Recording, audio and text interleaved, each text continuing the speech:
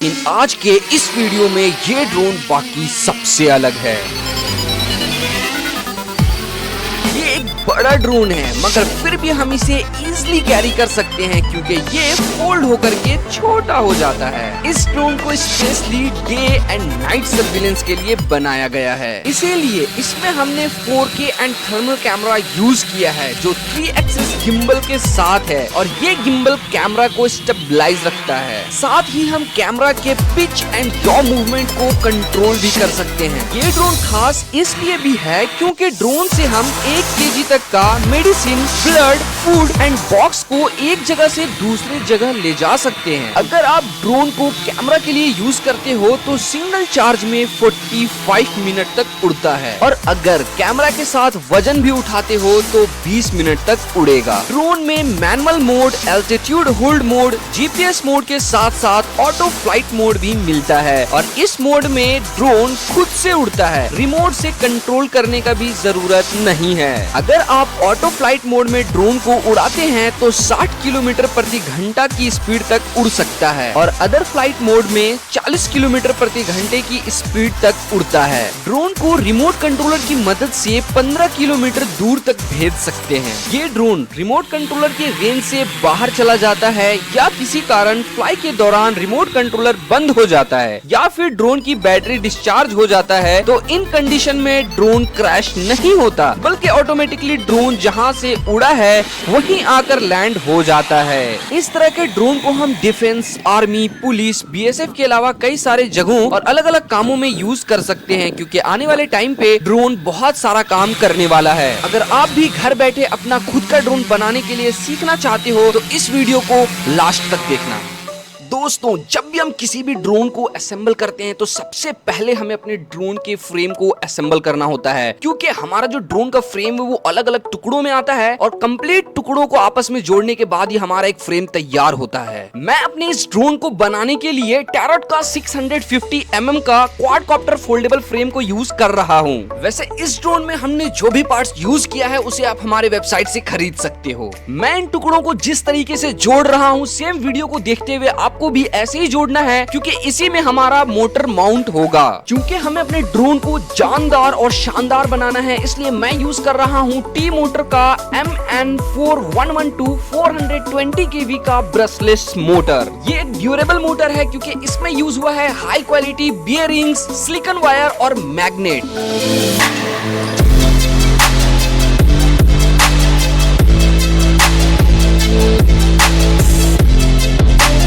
अभी बहुत सारे लोगों के मन में ये सवाल होगा कि ये एक मोटर कितना थ्रस्ट देता है। आपके जानकारी के लिए बता दूं कि अगर आप इस मोटर को 6S बैटरी के साथ यूज करते हो तो इस सिंगल मोटर से आपको 3.7 kg का थ्रस्ट मिलने वाला है, मतलब 3700 ग्राम। अब इसका मतलब ये भी नहीं कि अगर आप एक क्वाडकॉप्टर ड्रोन बिल्ड कर रहे हो और आपको 14.8 kg का थ्रस्ट मिल रहा है तो आप 14.8 kg का पेलोड लिफ्ट करवा सकते हो। नहीं, ऐसा बिल्कुल नहीं है। इस मोटर को यूज करके क्वाडकॉप्टर बनाते हो तो आप उससे 2 kg तक का पेलोड लिफ्ट करवा सकते हो। अब पूछोगे भैया ऐसा क्यों है? तो यार इतने छोटे से वीडियो में ये बताना पॉसिबल नहीं है। इस मोटर के साथ मैं हॉबी विंग का 40 एम्पियर का ESC यूज कर रहा हूँ। वैसे तो मार्केट में 40 एम्पियर का और भी बहुत सारा ESC है लेकिन आप इसी ESC को यूज करना। बात मेरा मानोगे तो फायदे में रहोगे वरना नुकसान में पड़ सकते हो। हर एक ब्रशलेस ESC के एक तरफ 3 वायर होता है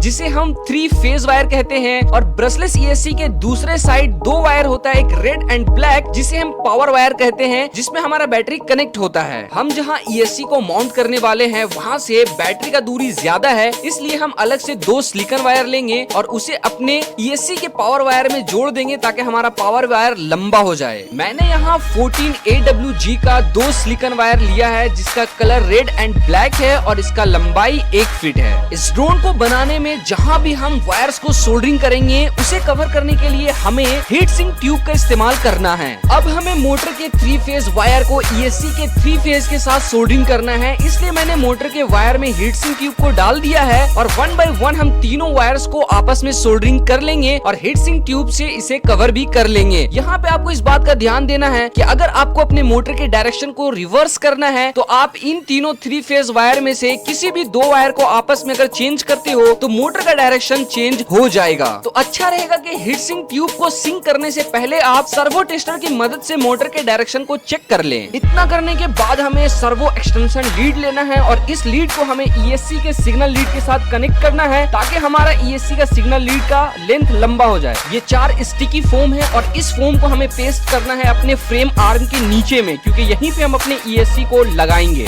ESC को लगाने के लिए मैं जिप टाई का यूज कर रहा हूँ। जैसा कि आप यहाँ पे देख सकते हो कि हमने मोटर के नीचे ही ESC को लगाया है। अब जाहिर सी बात है कि ESC के वायर्स को हम इस फ्रेम के जो आर्म है उसके अंदर से लेकर के जाएंगे, इसीलिए हमने ESC के लीड को लंबा किया है और ESC का जो हमारा मेन पावर वायर था उसे भी हमने लंबा कर लिया है। तो इजिली हम एक एंड से डालते हुए दूसरे एंड से इसे निकाल लेंगे और ये हमारा आगे जाकर के कनेक्शन करने में आसानी रहेगा और हमारा वायर जो है वो दिखेगा भी नहीं। ये डायग्राम मोटर और ESC के कनेक्शन को आपके लिए और भी आसान बना देगा। अब तक वीडियो में मैंने एक ESC मोटर को यूज करते हुए एक आर्म को रेडी करके दिखाया है। सेम ऐसे ही हमें अपने चारों आर्म को रेडी कर लेना है। अब हमें फ्रेम का बॉटम प्लेट लेना है और इस बॉटम प्लेट में हम सबसे पहले प्लास्टिक के उन टुकड़ों को लगाएंगे जिन टुकड़ों में हमारा फ्रेम का आर्म जो है लॉक होगा और उसके बाद हमें कुछ कॉलम्स लगाना है और इन कॉलम्स के ऊपर ही हमारा टॉप प्लेट माउंट होता है। सभी कॉलम्स को लगाने के बाद हम इसमें अपने चारों आर्म को रखेंगे और जो हमने लॉक का पीस लगाया है उसमें हम चारों आर्म को लॉक कर लेंगे। देन हम ड्रोन को रोटेट करके नीचे की तरफ में एक और छोटा सा पार्ट लगाएंगे जो कि हमारे फ्रेम के साथ में ही आता है। इसे टाइट करने के बाद में हमें कुछ XT60 और XT30 कनेक्टर्स लेना है एंड देन हमें करना है कनेक्शन। सिंपली हमने ESC और कनेक्टर के सभी रेड वायर्स को एक साथ और ब्लैक वायर को एक साथ कनेक्ट किया है।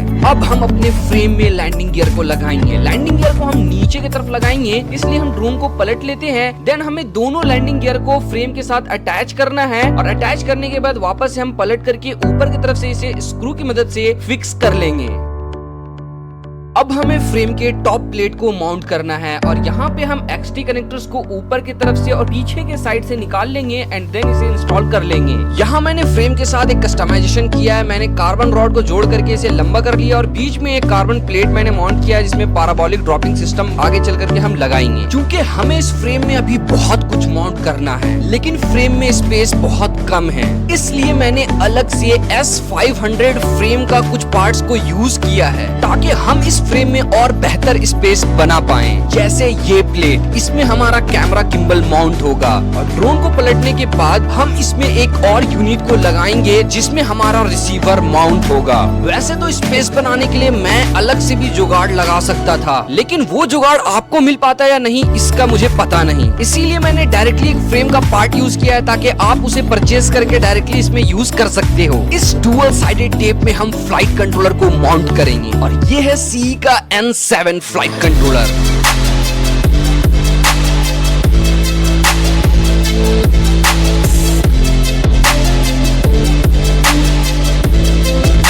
इसके साथ power module, programming cable, connection cable के साथ साथ डुअल साइडेड टेप आता है। इस ड्रोन में हम CE का ही MK15 रिमोट कंट्रोलर को यूज कर रहे हैं।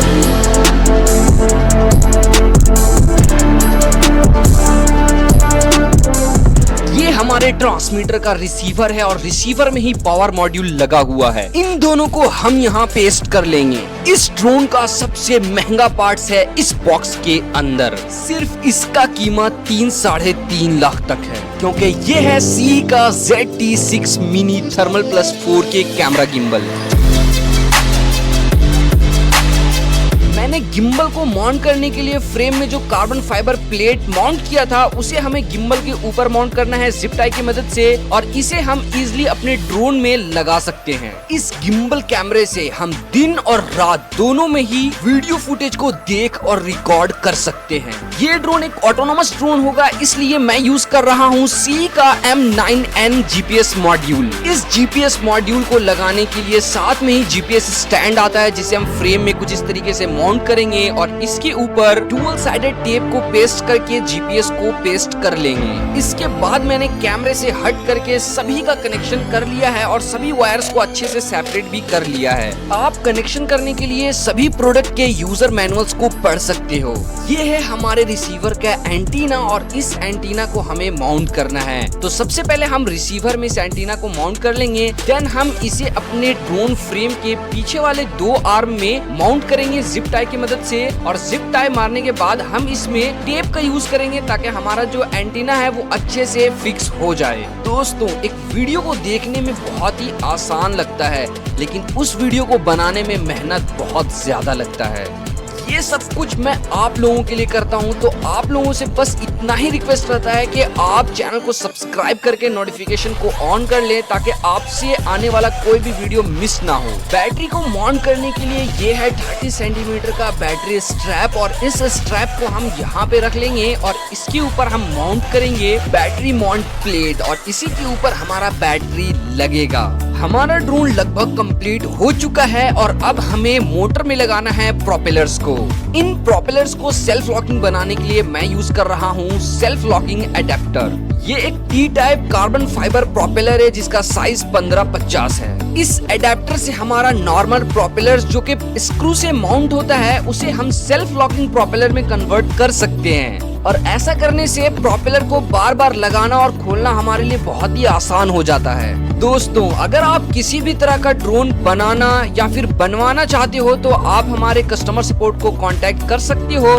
साथ ही आप ड्रोन के पार्ट्स को हमारे वेबसाइट hitechxyz.in से बाय कर सकते हो। ड्रोन के जिस भी मोटर में हमने ब्लैक एडेप्टर को यूज किया है उसका प्रोपेलर और मोटर का डायरेक्शन क्लॉकवाइज रहेगा, अदरवाइज सबका काउंटर क्लॉकवाइज। इस ड्रोन को हम लंबे समय तक फ्लाई कर पाए इसलिए मैं यूज कर रहा हूँ 16,000 mAh का 6S LiPo बैटरी को माउंट करने के बाद हम इस ड्रोन को प्रोग्राम करेंगे एंड प्रोग्राम करने के बाद हमारा ड्रोन पूरी तरह से तैयार हो चुका है।